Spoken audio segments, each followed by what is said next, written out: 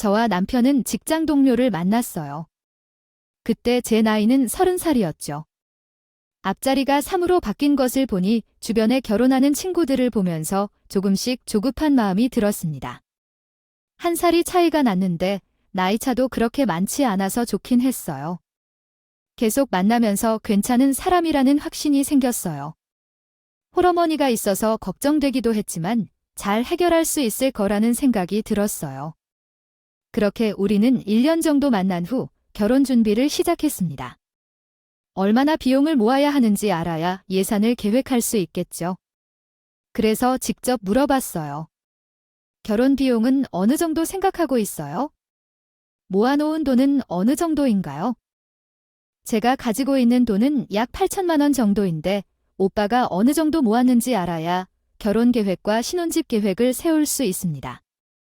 저는 지금은 어머니와 함께 살기 위해 돈을 많이 모을 여유가 없어요. 손에 현금으로는 1천만 원 정도밖에 없지만 대출은 잘 나오니 대출을 받고 열심히 갚으면 돼요. 요즘에는 비더시에서 결혼하는 사람들이 얼마나 있는지요. 운동을 하지 않아서 막막한 기분도 들었어요. 우리 아버지가 전에 사업을 하셨는데 지금은 주로 관리만 하시고 있어요. 어렸을 적에 결혼하기 전까지 부족하게 자랐어요. 남편도 나와 비슷한 환경에 있을 거라고 생각했지만 그렇지 않았어요. 결혼하자마자 빚을 내야 하는 상황 때문에 결혼을 해야 할지 많이 걱정했습니다. 이런 결혼에 대한 고민을 하고 있던 저에게 아버지께서 말씀하셨어요. 돈은 있다가도 없는 거야? 당장 눈에 보이는 것보다는 사람 됨됨이가 중요하지. 아버지께서 한번 보고 얘기도 좀 나누고 싶다며 언제 한번 날 잡아서 집에 초대해보라고 했어요. 내가 한번 보고 얘기도 나누다 보면 많이 도움이 될 거라고 생각합니다. 저의 친정아버지는 돈은 있다가도 없는 거라면서 사람 됨됨이가 중요하다고 하셨답니다. 사실 사람이 괜찮다면 어떤 어려움이 있더라도 잘 극복할 수 있는 법이죠. 그러던 중 만나는 사람을 직접 만나보고 싶다는 말씀을 들어 결혼 전에 저희 집에 초대하게 되었습니다. 그렇게 남편을 집으로 초대하는 날이 왔는데 남편을 보니 한눈에 봐도 신경을 많이 쓴 것이 느껴졌습니다. 아마도 결혼 전 처음 보는 자리라 긴장할 수밖에 없었겠죠? 저는 옆에서 계속 괜찮다고 말해주었지만 그럼에도 불구하고 점점 떨리는 모습이 참 귀엽게 느껴졌습니다. 그리고 엄마를 위한 선물과 아빠를 위한 선물을 한 뭉치 가지고 왔었는데 함께 집으로 들어가는데 남편의 눈이 어정쩡해졌어요. 휘둥그레지는 기분이 들었어요. 그때는 처음 보는 분위기라서 그럴 수 있겠다고 생각했지만 여유로운 생활을 하는 우리 집을 보면서 다른 생각을 하게 되었어요. 다행히 아빠는 제 남편을 마음에 들어 하셨고 그 후로 상견례 날짜를 잡게 되었습니다. 저나 남편이나 외동으로 커서 자리가 넓은 곳을 예약할 필요는 없었어요. 분위기 좋은 식당을 예약한 후 다 같이 만나게 되었습니다. 서로 인사를 하고 앉아서 형식적인 대화를 주고받았어요. 그런데 갑자기 시어머니가 집 이야기를 꺼내셨어요. 아들이 갑자기 결혼하고 싶은 여자가 있다고 말해서요. 얼마나 놀랐는지 모르겠어요. 사실 아들이 결혼한다고 하니 뭔가 해주고 싶은데 저희가 넉넉하지 않아서 미안한 마음뿐이에요. 지불해야 했는데 아무래도 사정이 좋지 않아서요. 하지만 조금 들어보니 여유가 있으시다는데 괜찮으시면 애들 집 좀 도와주시는 건 어떠신가요? 대뜸 저희 부모님께 저희 신혼집을 해주셨다는 뉘앙스로 말씀하셨습니다. 순간적으로 놀라서 남편을 쳐다봤어요. 그러나 남편도 알고 있었나 봐요. 제처럼 당황하지는 않더라고요. 하지만 저희 아버지도 계속 생각을 하셨나 봅니다. 결혼을 준비할 때에도 아버지가 우리 집을 해주시겠다고 했지만 작은 면적이라도 우리 노력으로 하겠다고 말씀하셨거든요. 이미 성인이 됐기 때문에 더 이상 부모님의 도움을 받는 것이 부끄러웠어요. 그러나 시어머니가 먼저 집을 해주길 바라신다며 우리 아버지도 동의하고 싶다고 말씀하셨죠. 제가 그렇게 원했었는데도 딸이 한석구 반대하더라고요. 실제로 현재 부동산 시장은 매우 비싸죠. 우리 둘 다 이미 사회생활을 해봤다고는 하지만 결혼 전부터 빚을 지고 시작하는 것도 마음에 걸려하며 저희가 집을 직접 해주는 것이 좋을 것 같아요. 저는 죄송한 마음이 들기도 하고 조금 불편한 기분 또한 들었습니다. 그런데 시어머니와 남편은 치아가 다 보일 정도로 웃고 있더라고요. 한편으로는 얄밉다는 기분이 들어서 그냥 결혼을 하지 말까에 대해서도 잠깐 고민했었어요. 하지만 아이가 들어서는 바람에 그 선택권은 날아가게 됐죠. 상견례 날짜를 잡을 때까지만 해도 여유롭게 내년 봄 정도를 생각했는데 배가 더 나오기 전에 결혼식을 해야겠다고 생각했습니다. 이렇게 결혼식을 무사히 마치고 저희 아빠가 계약해주신 신혼집에서 결혼 생활을 시작하게 됐습니다. 그렇게 첫 아이를 출산하게 됐어요. 그때 생각해보면 정말 정신이 없었던 것 같아요. 그리고 쳐다보니 모르는 것도 많아서요. 저희 친정 어머니가 자주 와서 도와주셨어요. 100일 정도 지난 후에 100일의 기적이라고 할까요? 잠도 잘 자고 울음 횟수도 많이 줄어서 저 혼자 아이를 돌볼 수 있었어요. 하지만 아이가 6개월이 되자 엄마가 자주 오지 않게 되어서 이제는 시어머니가 자주 저희 집에 오시기 시작했습니다. 아이가 어려울 때는 코빼기도 안 보이시더니 성장하면서 자주 오셨습니다. 6개월이 지나면서 미소를 짓기도 했었어요. 그런데 시어머니가 우리 집에 온 이유는 지었습니다. 손주를 보러 오는 것이 아니었어요. 저희 집에 있는 물건을 가지러 오신 거였습니다. 이거 뭐냐? 너는 이렇게 좋은 걸 어디서 사서 쓰는 거야? 이거 내가 하나만 가져가마. 많이도 산 것 같아. 이거 하나 가져가마. 처음에는 한두 개 정도라 좋은 마음으로 받아들였어요. 가끔씩은 제가 사서 보내드리는 날도 있었어요. 그런데 시어머니가 저희 집에 오시는 횟수가 늘어나면서 가져가시는 물건들도 많아졌어요. 제가 남편과 함께 돈을 벌고 있는 상황이었다면 그러신가 하고 생각하고 넘길 수 있었겠지만 지금은 육아휴직을 하고 있어서 외벌림으로 생활하고 있으니 그런 것들이 너무 눈에 띄었습니다. 어떤 날 나는 남편에게 매우 엄한 것 같은 말투로 시어머니가 우리 물건을 계속 가져가고 있다고 얘기했어요. 그러자 남편은 오히려 나를 이해 없는 사람으로 돌리셨습니다. 어머니가 요즘 자주 우리 집에 오셔서 우리가 사용하는 물건들을 계속 가져가는데 저번에 샴푸를 많이 할인해서 샀었는데 이젠 한두 개밖에 남아있지 않았어요. 지금은 돈을 벌고 있지 않고 여기서 수입이 줄어들면 문제가 생길 것 같아요. 그래서 이런 상황에서 운용할 수 있는 것들은 최소화해야 해요. 어머니가 우리 집 물건을 계속 가져가서 생활비가 부족해질 것 같아서 당신이 어머니께 말씀하시는 것도 고려해보는 게 좋을 것 같아요. 당시 왜 이렇게 인정머리가 없는지 우리가 사용하기 좋아 보여서 엄마가 사용해보고 싶어 가져가셨겠죠? 내가 며느리가 되어서 챙겨줄 생각은 못하고 그게 보기 싫어서. 지금 내게 이야기하는 거죠?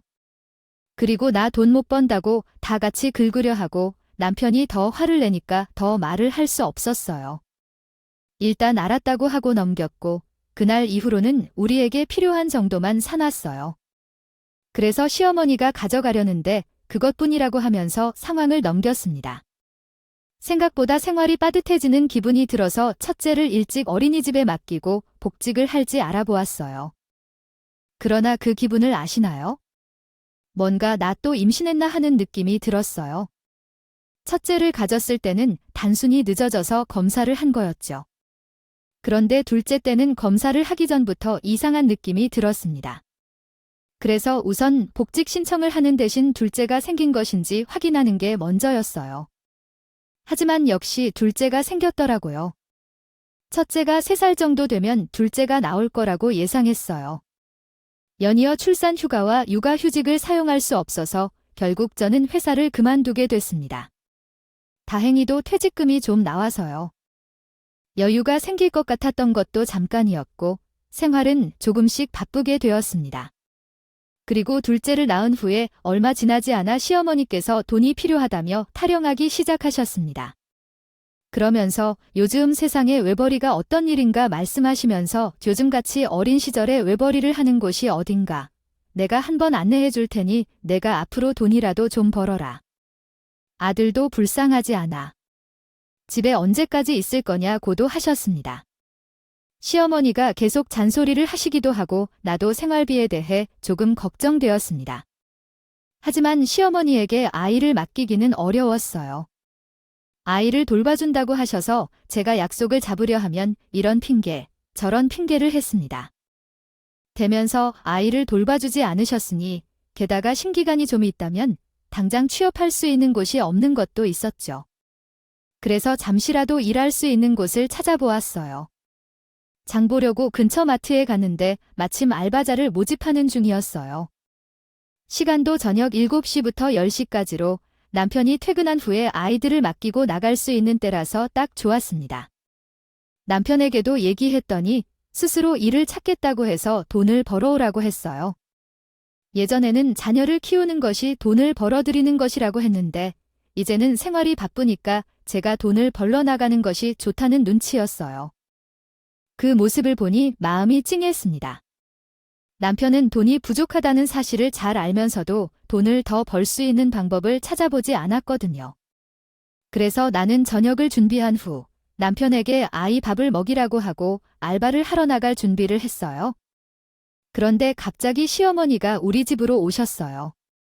그리고 숟가락 하나 더 올려달라고 하셨죠.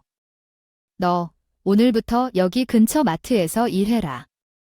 조금이라도 돈을 벌어야지. 집에 있어봤자 무슨 소용이니 너가 있을 때는 내가 이렇게 와서 아이 밥도 챙기고 남편도 챙길 테니까. 걱정하지 말고 가서 일해. 이때까지는 저는 스스로를 생각해 시어머니가 우리 집을 찾는 것이라고 생각했어요.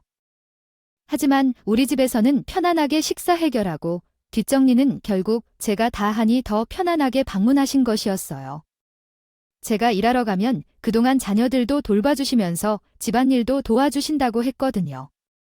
그런데 항상 퇴근하고 집에 오면 설거지가 쌓여 있었습니다. 제가 요리를 해놓았지만 음식을 드실 때도 있었지만 제가 챙기지 않은 배달 음식을 시킬 때도 있었어요. 가끔 먹고 싶은 음식이 있을 수도 있으니까요. 그렇지만 정리는 해야 하는 거 아니에요? 처음엔 설거지통에 넣어 놓았더니 나중에는 그냥 식탁에 흩어져 놓고 정리도 하나 이렇게 했었어요. 저는 무시당하는 모습에 격노하여 폭발했습니다. 이미 일하고 와서 지친 상태인데 집에 와서도 할 일이 많아서요. 내가 남편만 보는 것도 어렵기 때문입니다. 힘들어 보이는데 강해져 보고 싶어서 마트에서 알바를 하고 있는데 남편은 도와주려는 생각도 없는 듯 해서 화가 마구 솟았습니다. 당신은 내가 마트에서 일한 뒤 집에 오는 것을 알면서도 먹었던 것을 싱크대 정리하고 설거지를 하려는 줄도 몰라요. 내겐도 힘든데 당신은 먹은 건 설거지할 줄도 모르는데 내가 이 집 식모인가요? 나 혼자 설거지를 할 수 있는 줄 아나요? 그리고 왜 이렇게 그릇이나 컵을 흩뿌리듯 놓는 거죠? 당신과 아이들도 어지럽혀지는데 거기에 시어머니까지 계신데 제 할 일이 더 많아지잖아요. 아니요, 어머님이 도와주신다고 하셨는데 왜 더 힘들게 하시는 거예요? 어머님이 그렇다고 해도 당신이라도 설거지를 해봐야 하는 거 아니에요? 아니요, 여기 저 혼자 살아. 내가 해야 된다는 거예요. 당신이 설거지하기 힘들다고 생각해서 일부러 배달 음식을 시켜 먹잖아요. 그 정도는 치워줄 수 있는 거 아니에요? 그리고 왜 오자마자 잔소리를 해요? 오늘 힘들어서 그래요. 지금 내가 왜 마트에 나가서 일을 하고 있는데 그리고 배달 음식을 시켜 먹는 게 나를 생각해 주는 거 아니에요? 나를 생각해 주는 거라면 집에서 알아서 밥을 해 먹고 깨끗하게 정리해 주는 것이 그것이야. 도와주는 거지? 내가 이런 것까지 해달라고 일일이 말해야 해? 계속 싸우다가 결국 아이들이 그 소리를 듣고 울기 시작했어. 그래서 싸움은 마무리되지 못하고 끝나게 됐지만 남편도 느낀 것이 있는지 다음 날부터 뒷정리를 해놓더라고. 내가 그런 노력을 하니 더 이상 말하지 않고 그냥 넘어가기로 했어. 정신없이 하루하루를 보내고 있는데 그때 저희 아빠가 전화를 했어서 무슨 일이 있으신지 여쭤봤어요. 엄마가 주로 저한테 전화하시고 아빠는 많이 전화하지 않았어요. 그런데 친정 아빠 목소리가 너무 안 좋았어요. 요즘 계속 배가 아프다고 해서 병원에 갔는데 큰 혹이 생겼다고 하더라고요. 사이즈가 크다 해서 결국 제거해야 한다고 하더라고요. 엄마는 걱정하지 말라고 하지만 알아두어야겠죠. 위험한 수술이 아니라고 했으니 걱정 말고 알고만 있으면 돼요. 연락해온 건 배정했습니다. 전화를 받자마자 덜컥 겁이 났어요. 몸이 조금 안 좋다고 생각했어요. 그래도 아빠가 자주 옆에서 병원에 모시고 가셔서 안심했는데 위험한 수술은 아니라고 하더라도 걱정이 되더라고요. 그래서 엄마가 계신 병원으로 찾아갔습니다. 괜찮을 거라고 생각하면서 병원에 들어갔는데 엄마 얼굴을 보니까 너무 당황스러웠어요. 엄마가 그런 모습을 보니 아빠를 쳐다보셨죠. 내가 이럴까 봐 너희 아빠한테 뭐라 하지 말랬는데 큰 수술도 아니고 위험한 것도 아니에요. 욕도 내가 계속해서 배가 아프다가 병원에 가니 조금 큰 혹이 있다고 해서 그거 빼면 되는 거예요. 긴 수술이 아닐 거예요. 수술을 하고 나서 가끔 오셔서 검사만 하시면 된다고 하셨어요. 엄마는 아프셔서 입원하셨지만 계속해서 걱정할까 봐 제가 달래드렸어요. 그러다가 엄마께서 수술을 받게 되셨습니다. 다행히 아무 문제 없이 잘 마무리되어서 병원에서 며칠 동안 아빠가 간호해 주시고 엄마를 보살펴 주셨어요. 그러나 아빠는 남성이시고 엄마를 병원에 데려다 주는 일이 힘들어 보였기 때문에 제 마음에 걸려서 엄마를 병원에 가지 않고도 몇 주 동안 집에서 쉬게 해드려야겠다고 남편에게 말씀드렸습니다. 여보, 아빠가 엄마를 집에서 돌봐드리면서 병원 간호를 대신해주는 일이 힘들어 보이는 것 같아서 엄마가 좀 회복할 때까지만 집에서 쉬시면 안 될까요? 아빠도 함께 도와드리겠습니다. 아이들도 신경 써주고 하면 우리도 편할 수 있겠죠. 집이 좁아질지 몰라도 올해도 아닌 거야? 길면 한 달 정도면 충분히 돼. 나도 엄마 돌봐주고 싶어서. 우리 엄마가 너무 다른 여자처럼 대해지는 남편 모습 때문에 서운함을 느꼈어요. 하지만 남편에겐 희생 말하긴 어려워서 결국은 왔다 갔다 하면서 엄마를 돌봐주었어요. 다행히도 엄마가 빨리 회복된다는 것을 봐서 안심할 수 있었어요. 아빠는 엄마가 치료를 받는 동안 비용이 많이 들 거라고 생각한 모양이었나 봐요. 그래서 아빠가 가지고 있던 일부 땅을 팔기로 했어요. 그렇게요. 5천만 원 정도가 생겼어요. 그런데 요즘 보험을 가입하는 사람이 누구인지 아세요? 살림을 하지 않은 아빠만 그것을 모르고 있었고 우리 엄마도 그랬어요. 당연히 보험에 가입해서 병원비나 치료비 같은 것들은 어느 정도 받을 수 있어요. 그래서 아빠가 걱정해하면서 우리끼리 맛있는 것이라도 먹으러 가자고 연락했어요. 우리가 다 모인 자리에서 이런저런 얘기를 하다가 아빠가 땅을 팔아 5천만 원이 생겼다는 사실을 남편이 알게 되었습니다. 하지만 일부는 병원비에 사용했다고 말씀하셨어요. 하지만 남편은 그 사실에 대해 듣지 못한 것 같아요. 그래서 갑자기 차를 바꿔야 한다고 하더라고요. 돈 좀 보태주실 수 있나요? 제 딸들 둘 있는데 아직도 준중형 차를 타고 다니는 것이 좀 어려워서 한 1,200만 원만 붙여주시면 대형차를 구입할 수 있을 것 같은데 어떻게 생각하세요? 애들이 성인이 되니 돈이 많이 필요하고 데리고 다녀야 할 곳도 많아요. 최근에 애들이 자랐으니 보여줘야 할 것도 많고 해줘야 할 일도 많아졌어요. 그래서 머리도 살리려니 돈이 부족해서 말입니다. 제가 돈을 벌 생각 안 하면서 애들을 키우느라 돈이 부족하다고 불평하더군요. 답답해서 쓸데없는 말 말라고 했지만 남편은 여전히 궁시렁거리더라고 해요. 집에 가는 길에도 오히려 저한테 왜 말리냐며 화를 냈어요. 아니, 당신은 장인어른이 5천만 원이나 생기는 줄 아는데 어떻게 날 대해 말을 하지 않아. 그리고 5천만 원 다 줘 달라는 게 아니라 우리가 생활이 힘들어서 2천만 원만 달라는 말도 못하냐고? 매번 당신 차 줬다고 했잖아. 당신이 말 꺼내기 싫어할 것 같아서 내가 얘기한 건데 왜 쓸데없는 소리를 하는 거야?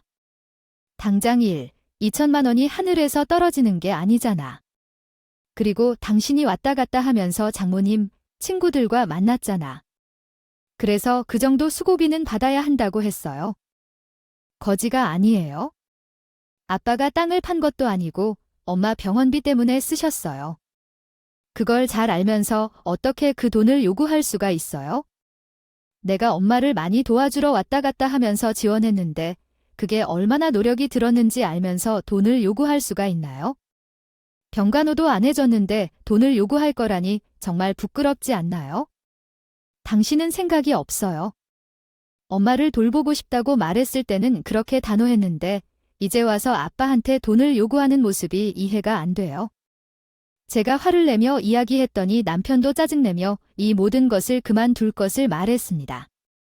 결국 받지 못했으니 끝난 거겠지? 그러니 이젠 이야기하겠다고 하지 마. 우리가 맡은 것은 어머니를 며칠간 우리 집에서 챙기는 것인데 친정어머니께서 돈을 받고서 남편이 이제서야 우리 어머니를 돌봐주지 못한 것을 후회했다. 다른 말로는 돈을 받고 싶어서 그러는 모습을 보게 돼서 놀랐다. 그런데 며칠 뒤 주말에 우리만 집에 쉬고 있는데 시어머니께서 걷기가 힘들다면서 연락을 주셨어.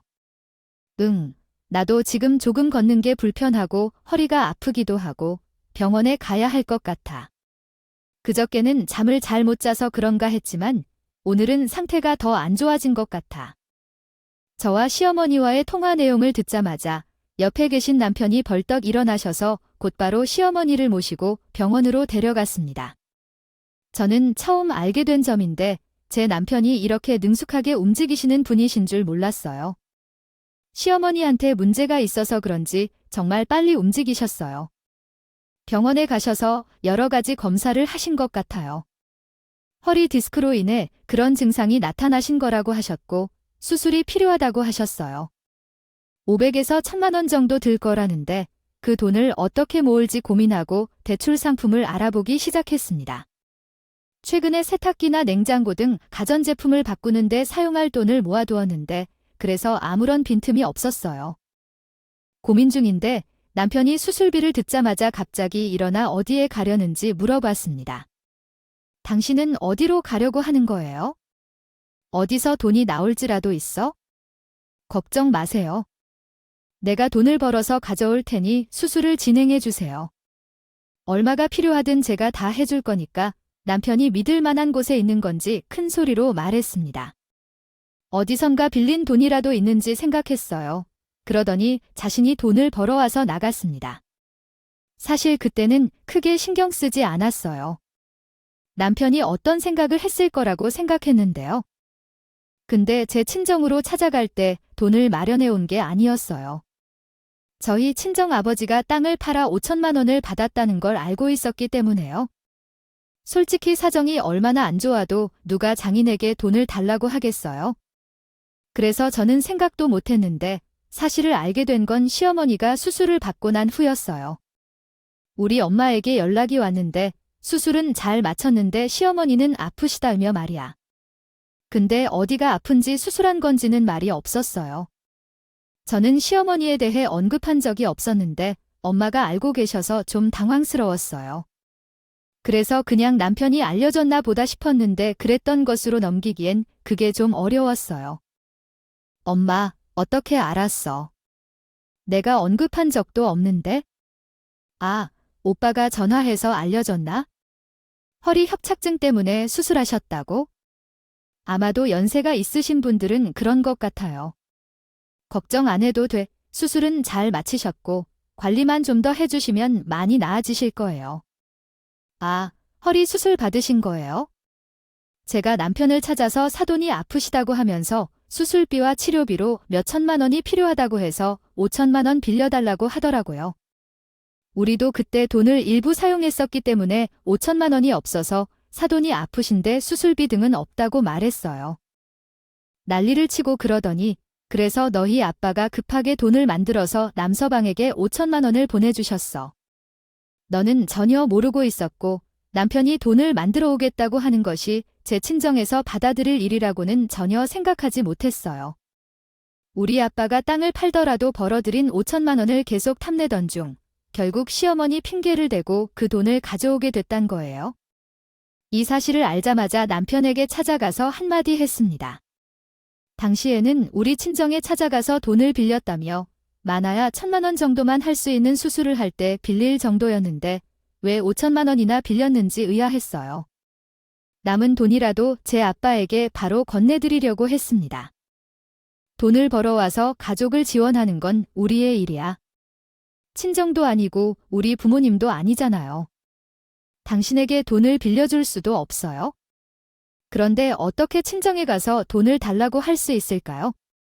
당신도 알다시피 허리 수술은 한 번만 할 수 있는 일이 아니에요. 게다가 엄마가 치료받는 동안 추가 비용도 발생할 수 있으니 대출을 받는다면 그나마 충분히 빌리는 게 좋겠죠. 필요한 만큼 빌려서 돈을 채우고 다시 돈이 필요하다 해서 손 내밀 순 없어요. 또한 장인어른은 돈이 없어도 살아가는데 어려움이 없으셔서 그런 거야. 당신이 잘 알지도 못한 채 그렇게 생각하는 건 좋지 않아요. 당장 우리 엄마 치료하는 게 중요해요. 근데 어디서 빌려왔는지가 그렇게 중요해. 남편은 우리 아버지가 여유가 있다고 생각해서 잘 비비면 돈을 줄 거라고 생각하고 있었어요. 그런데 뭐 틀린 말도 아니었어요. 결국 우리 아버지가 돈을 만들어서 보내주셨으니까요. 저는 제 아버지 돈을 빌렸다는 소리를 듣자마자 빨리 갚아야 한다는 마음뿐이었는데 남편은 태평해 보였습니다. 남편의 그 태도를 보니 저는 아버지께 더 죄송한 마음이 들었어요. 그래서 아버지께 전화를 드려서 죄송하다고 얘기했어요. 아버지, 죄송해요. 1,000만 원 정도면 되는 수술이었는데 남편이 돈을 너무 많이 빌려서 생기는 대로 돈을 갚겠어요. 먼저 받은 치료 비용 목록은 빨리 보내드릴게요. 큰 돈이 필요하지 않다는 것을 알게 되어 아빠가 당황했을 것 같아요. 그런데 저는 너무 죄송한 마음이 들어서 아빠가 괜찮다고 말씀해 주셨어요. 병원비를 갑자기 내야 할 필요가 있을 수도 있죠. 그래서 아마 아버님이 조금 여유 있게 빌려달라고 하신 것 같아요. 그렇게 할 필요도 없고 너무 걱정할 필요도 없어요. 이런 때에는 마음이 편한 만큼 소중한 거예요. 누구보다 마음이 아프실 어머니 때문에 너무 소박하게 행동하지 마세요. 천천히 갚아도 돼. 아빠가 말씀하신 대로 천천히 갚아도 되지만 그게 제 마음에 너무 쓰였습니다. 솔직히 말해, 토니야, 어디서든 중요한 거려. 아빠가 여유가 있다고 해서 5천만 원이 적은 돈은 아니었기 때문에 이제는 아이들도 어느 정도 커서 어린이집을 보내도 괜찮다는 얘기여요. 그래서 아이들을 맡길 어린이집을 찾으며 제가 일할 수 있는 곳이 있는지 알아보았어요. 시어머니의 치료비가 더 필요할지언정 계속해서 아빠에게 의지할 수 없으니 그래서 여기저기 일을 찾아보다 남편은 취업 대신 시어머니의 병수발을 하라고 얘기했어요. 당신이 지금 돈을 번다고 해봤잖아. 얼마나 벌 수 있을지 궁금한 거야? 차라리 엄마가 병수발을 하는 것이 돈을 아끼는 방법인 것 같아. 엄마가 허리 수술을 하셨으니 옆에서 돌봐줄 사람이 필요한데 병원에서 돌봐주는 사람을 고용하면 매달 200만 원씩 들 거야. 이 돈을 우리가 번다고 생각하고 그냥 엄마가 병수발을 하는 게 나을 것 같아. 이동도 불편하셔서 도와줄 사람이 필요하셔. 그리고 우리 엄마는 다른 사람을 쓰는 걸 싫어해. 남편의 말은 어느 정도 이해할 만한 말이었지만 저는 다른 것보다는 친정 아빠께 빌린 돈을 빨리 갚고 싶었어요. 그래서 제 남편한테 요즘 잘 봐주시는 요양보호사 분들이 있어서요. 매운 말로 시어머니에 대해 좋은 분이신지 부드럽게 말해. 그리고 나는 그냥 회사를 찾아 돈을 벌 거라고 말했습니다. 그러자 남편이 시어머니를 무시하느냐며 큰 소리를 쳤어요. 나는 그냥 빨리 돈을 벌어서 아빠에게 빚을 먼저 갚고 싶어서 그리고 시어머니에게 돈이 더 필요할 수도 있으니 지금이라도 일을 시작하는 게 나을 것이라 생각해요. 요즘 요양보조사들도 전문가들이라서 나보다 더 잘 돌볼 거예요. 오히려 나의 무지로 인해 돌보기가 더 어려울 수도 있어요. 우리 엄마가 돈이 부족해서 현재 무시하고 있는 거예요. 시어머니가 아프면 며느리가 병에 걸리는 것은 당연한 일이에요. 그리고 배우면 되는 것이지 왜 처음부터 못한다고 하는 거죠? 지금 우리 엄마는 나 몰라라 하고 돈 벌러 나가겠다고 하는데 왜 그래요? 지금 장인 어른들을 바로 갚아야 하는 일도 아니잖아. 천천히 갚으라고 하셨는데 왜 난리야? 지금 우리 엄마가 아픈 것보다는 장인 어른들이 돈이 더 시급하다는 거예요. 그 소리를 들은 시어머니도 한마디 하셨어요. 나는 다른 사람이 내 옆에 있는 것이 불편해서 싫어. 그리고 너가 지금 회사를 다니고 있는 것도 아니니 내 몸이 좀 괜찮아지고 나서 돈을 벌러 나가도 괜찮겠죠? 다른 사람이 오는 것은 내가 싫으니까요. 내일부터 너가 내게 와서 내 몸 좀 봐줄래? 두 사람이 완강하게 나오니 나도 어쩔 수 없겠더라고요. 그래서 결국 제가 시어머니 간병을 하게 되었습니다. 허리가 아프신 거라 생각했던 것보다 제가 도와줘야 할 일이 많았습니다. 아침에 아이들을 챙기고 어린이집에 보내고 시어머니를 간병하러 병원에 있다가 아이들이 하원하는 시간에 맞춰 저녁을 준비하니 하루가 금방 지나갔어요. 그런데 정말 너무 어려운 날들이 계속되었습니다. 이러다가는 제 몸이 총나지경이 될 것 같았어요. 어느 날은 너무 어려워서 남편에게 대신 시어머니를 돌봐달라고 부탁했습니다. 그랬더니 펄쩍 뛰면서 본인이 어떻게 하냐고 하더라고요. 남자인 내가 어떻게 간병을 해. 여자인 당신이 해야지. 그리고 엄마도. 며느리가 해주는 게 더 편하실 거야, 아들아. 내가 할 수 있는 게 뭐가 있어? 힘들면 그 바카스 같은 게 하나 필요해. 병원 밑에 약국이 있잖아. 아니, 2개 사 먹어야 해. 그래야 더 힘내지. 우리 엄마 때는 병간호도 못 해드렸는데 나는 시어머니를 안과 너를 바카스까지 먹어가면서 돌봐야 하나? 정말 회의감이 들었어. 그래도 다행히 계속해서 좋아지시는 걸 눈에 보였어. 나는 할 수 있는 도나 하자라는 마음과 조금만 더 버티다는 마음으로 병과 노래를 계속 맡아왔어. 그리고 드디어 퇴원하는 날이 가까워지고 있는 거야. 이제 난 한숨도 돌릴 수 있겠다고 생각했어요. 그때 남편에게 친정 아빠한테 빌린 돈은 언제쯤 갚을 거냐고 물어봤는데 생각지도 못한 대답이 나왔어요. 남편이 되어버리신 얘기였어요. 우리 엄마가 이제 막 태어나시는데 어떻게 곧 돈 얘기를 할 수 있어? 당신은 돈밖에 생각이 안 나. 이제 한국 넘기신 건데 좀 지나고 얘기해도 되잖아 라고 했어요. 맨날 나만 보면 돈이야? 지겹지도 않아요. 제가 친정아빠 했던 얘기를 한번 하자 했더니 남편은 노발대발하며 더 화를 냈어요. 이제는 시어머니의 수술도 잘 되어서요. 태어나게 되어서 더 이상 참을 수 없었어요. 그래서 더 큰 소리로 말했습니다. 내가 어머니가 입원 중이실 때 말한 거야? 그게 아니잖아. 당신도 양심이 있으면 나에게 먼저 어떻게 할 건지 말해주어야지. 당신이 조금 돈을 빌렸다면 상관없지만 5천만 원이나 빌렸는데 그렇게 태평할 수 있을까요? 조금이라도 갚으려는 노력은 해야지. 아무것도 안 하고 가만히만 있을 수는 없어요. 그래서 남편이 표정이 바뀌며 그러더군요. 근데 생각해보니까 왜 나만 갚아야 하는 걸까요? 생각해보세요. 버는 돈으로는 갚을 수가 없어요. 버는 돈은 이미 고정적으로 나갈 곳이 정해져 있기 때문에 빨리 돈을 갚고 싶다면요. 당신이 돈을 많이 벌어서 갚아줄게. 이제 우리 엄마 병수발 안 해도 돼. 당신이 밖에서 열심히 돈을 벌어서 장인어른 돈을 갚으면 돼. 딸인 너가 돈으로 갚아두는 게나 부부 관계니까 내가 갚는 거랑 똑같은 거잖아. 얼른 나가서 돈을 벌어와. 여태까지 내가 버려준 돈으로 편하게 살았지? 이제 당신도 당신의 역할을 해야지. 시몬인 남편이 하는 말을 옆에서 듣고 흐뭇하게 웃으며 본인의 에바를 주겠다는 말을 하셨습니다. 그래, 너가 나가서 돈을 벌어야 사돈댁 돈을 금방 갚을 수 있지? 아이들은 걱정하지 마라. 내가 돌볼 테니까. 출근하면서 애들을 어린이집에 맡기고 내가 퇴근할 때까지 애들을 보아주세요. 그리고 너가 오면 나는 집으로 돌아가면 되겠죠. 저희 애들은 손이 많이 가는 나이거든요. 시어머니가 제안을 받아들일 것 같았어요. 그런데 이제 둘 다 9시에 어린이집에 데려가고 4시에는 학원에 차를 타고 갔다가 집에 돌아와서는 6시 반이에요. 시어머니가 봐줄 시간이 없을 때 본인이 봐주겠다고 하셨는데 단순히 생각해보세요. 그 결과 본인은 생각해보니 나가서 오면서 놀아주면 좋을 것 같아요. 힘들군요.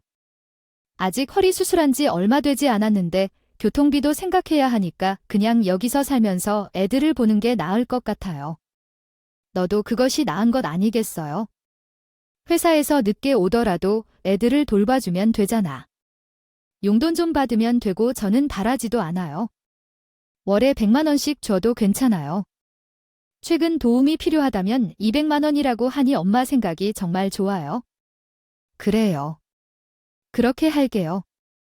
엄마가 수술한 지 얼마 안 됐으니까 너무 많이 걷거나 무리하면 안 되니까 우리 작은 방 하나를 엄마 방으로 만들면 좋을 것 같아요. 남편과 장모도 같이 살아야겠죠? 신나게 학과 얘기를 하며 뻔뻔하게 용돈까지 요구하셨고, 그리고 저희 집에 있는 작은 방을 어떻게 꾸며야 하는지 얘기하는 모습을 보며 남편한테 있던 정이란 정은 다 떨어진 것 같아요. 또한 예전 같았으면 그런 모습을 보며 화가 났을 텐데 이제는 오히려 마음이 차분해졌죠. 그래서 남편한테 한마디 했습니다. 내가 나가서 돈 버는 건 모르겠고 우선 우리 부부 생활부터 그만해야겠다. 나 같은 사람이랑 더 이상 못 살아. 당장 나가줬으면 좋겠어. 이제 우리 아빠가 해준 집인 거 알지?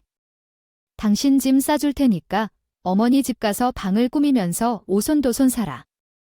캐리어에 남편이 집 안을 꾸며 넣은 후 현관문 밖으로 던져버렸습니다. 그러자 남편과 시어머니가 난리를 쳤어요. 너는 왜 이렇게 앞뒤가 없냐? 어린이가 나가면 안 된다고 말했잖아. 네 생각도 없냐? 어디가 고맙게 생각해. 그때의 행동이 무엇인지, 아직도 무슨 짓을 하는 건지. 이혼을 하겠다는 건가? 둘은 소리를 질러 대립하자 저 역시 친부에게 연락했습니다. 아버지는 전화 소리가 크게 울리자 놀라서 달려왔습니다. 상황을 파악하신 후 그렇게 큰 소리로 나를 향해 막말이나 하던 시어머니가 아버지가 오시자 그 모습을 봐 놀랐습니다. 갑자기 불쌍한 척을 하셨습니다. 아유, 사돈 오셨어요 아님. 며느리가 취업한다고 해서 아이, 그럼 내가 애를 봐주겠다고 했는데 당장 나가라고 하니까 내가 섭섭해서 한마디 한 거예요. 그리고 뭔가 오해가 있으신 것 같아요. 대세 전화를 하는 시어머니를 보니 기가 차다는 말밖에는 안 나왔습니다. 그래서 제가 여태까지를 다 말씀드렸습니다. 그러니 저희 아빠도 화가 날 대로 나셨죠. 사실 제 남편이고 시댁 어른이니 참았던 것들도 많이 있으셨거든요. 가족이니 이해할 부분은 이해해야지 하면서 넘기셨는데 이제는 안 되겠다 생각하셨습니다. 그러니 친정아빠도 단호하게 나오셨어요. 지금 집 밖으로 나가지 않으셔도 경찰에 신고할 거예요. 여기가 어디인지 말해주십니까? 그리고 남편이 빌린 돈도 빠른 시일 안에 갚는 게 좋을 것 같아요. 가족이니까 원만히 넘어가려 했는데 더는 안 될 것 같네요. 그리고 이 집에 대한 내가 한 일을 알고 있을 거예요. 다시는 여기로 돌아오지 마세요. 아버님은 조용하게 말씀하셨는데 그게 더 무서웠어요. 시어머니는 남편한테 한 일과는 다르게 눈치를 살핀 채 조용히 집을 나가셨습니다. 어머니와 아버지는 제가 혼자 있는 게 위험할 수 있으니 함께 생활하자고 하셨습니다. 그러나 며칠이 지날 채로 남편을 생각하면 제 부모님께서 곧 오실 것 같다는 생각이 들었어요. 제게는 이런 일이 있고 나서 한 주가 지나갈 즈음에 남편이 서서히 집으로 들어오더라고요. 그때 우리 엄마와 아빠는 잠깐 마트에 가셨을 때였어요. 집으로 들어왔을 때 부모님을 못 보니 가셨구나 생각했지만 그리고 제게 뭐 하자는 거야? 라고 큰 소리로 말했어요. 그 당시에 뭐 하자는 거야? 란 게 바로 지금 이혼을 하겠다는 거야. 우리 아이가 한 명도 아니고 둘이나 있는데 이혼을 하겠다는 거야? 지금 아이들에게 아버지 없는 자식을 만들고 싶어서 그래? 우리 엄마와 함께 살기 싫어서요. 그렇게 된다면 이해해. 같이 살 필요 없잖아. 당신의 회사 다니면서 아이들도 돌봐야 하는 게 힘들 것 같아서 우리 엄마가 그런 거야? 그러한 이유로 남편은 터무니없는 소리를 했다고 늘 언급했어. 이야기할 때 우리 부모님께서 돌아가셨어. 현관에 남편의 신발이 있어서 우리 아버지가 급하게 집 안으로 들어와셨어요. 네가 여기서 왔다고 물었더니 내가 여기 올 때는 경찰을 불러라고 했었잖아. 그러자 남편은 아버지가 들어와는 걸 보고는 대답을 못하고 섬뜩하게 느꼈나 봐. 미안하다고 말하며 빠르게 나가버렸어. 그리고 우리 집 비밀번호도 바꿨어. 진작에 바꿔야 했는데 못했네요 생각을. 찾아오는 것은 안 될 것 같다고 생각했던지 몇 차례 전화를 했어요. 애파는 할 때도 있었고 아이들 핑계를 대는 때도 있었어요. 사실 저도 아빠 없는 아이들을 가지는 것이 조금 마음에 걸렸어요. 아이가 하나도 아니라 둘인데요. 이렇게 망설이는 제 모습이 부모님 눈에 비쳤나 봐요. 엄마 아빠는 내 선택을 다 존중해 줄 거야. 그러나 내 자식이 소중한 것처럼 나는 너를 더 소중히 생각해. 그러므로 내 자식만 생각해서 내가 힘든 결정을 내리지 않았으련지 좋겠어요. 그 말을 듣고 난이 너무 죄송스러운 생각을 했어요. 저희 아이들이 좀 다치면 정보를 제공하기 위해서 공부하고 있습니다. 마음이 그렇게 아프면서도 시어머니가 수발을 하며 아이를 돌보는 게 돈을 벌어오는 모습을 보니 얼마나 마음이 아팠을지 생각했습니다. 그러더니 나는 남편과 함께 사는데 내 명의로는 더 이상 살 수 없는 기분이 들었고 더 이상의 뿌리는 없다고 판단했습니다. 그래서 결국 이혼하기로 결심했어요. 그러나 원만한 합의를 하고 싶어 남편과 대화를 나눴지만 예상대로 문제가 해결되지 않을 것 같아 바로 이혼 소송을 시작했어요. 시어머니는 가만히 있으면 사납게 해결될 거라 생각하시는 모양인데 갑자기 법원에서 등기가 도착한 것을 보고 깜짝 놀라 전화를 했습니다. 너 진짜 이혼이 이루어지는 거야? 라고요. 이게 뭐라고? 오늘의 애들 생각은 안 해. 그 아들의 엄마를 그런 쪽이 남편이랑 하는 말이 똑같았습니다. 그래서 저는 코웃음을 치면서 대답했어요. 걱정하지 않으셔도 돼요. 아빠 같지 않은 사람 밑에서 불행하게 크는 것보다는 저랑 행복하게 사는 게 더 낫을 것 같은데요. 그리고 저희 이호라는 거에 어머님 역할이 크다는 걸 아실 거예요. 더 이상 제 시어머니도 아니니 전화는 받지 않을게요. 시어머니는 고래고래 소리를 지르셨지만 저는 신경 쓰지 않고 전화를 끊어버렸습니다. 이혼 소송하는 도중 남편이 아버지에게 빌린 돈도 5천만 원을 입금했다고 해요. 아버지에게 돈을 입금한 날 우리는 다 같이 계속된다. 소고기를 먹으러 갔다. 아직 어린 아이들이 있어서 애들에게는 아빠가 먼 나라로 일하러 갔다고 말했다. 그리고 친정 부모님과 함께 살림을 합쳐 생활하고 있다. 예전만큼은 아니지만 그래도 괜찮은 곳에서 취업하여 월급을 받으며 아이들을 키우고 있다. 남편이 조금이라도 나를 생각하고 우리의 친정을 생각해준다면 이리 말고 더 나빠지지 않았을 것이다. 때때로 이 선택이 정말 좋은 선택인지도 의심이 들기도 하지만 이혼하지 않고 시어머니와 함께 살았다면 더 어려웠을 것 같다. 아이들도 매우 소중하지만 제 인생 또한 아주 소중하다고 생각하거든요. 과거에는 제 개인을 위한 시간이 전혀 없었지만 요즘에는 가끔씩 나를 위한 시간을 갖고 있습니다. 남은 인생을 생각해서 이제는 나를 위한 삶도 살려고 합니다. 제 개인적인 이야기에 귀 기울여 주셔서 감사합니다. 오늘도 저희 채널에 방문해 주셔서 감사드립니다. 더 좋은 이야기로 다가갈 것을 약속드립니다.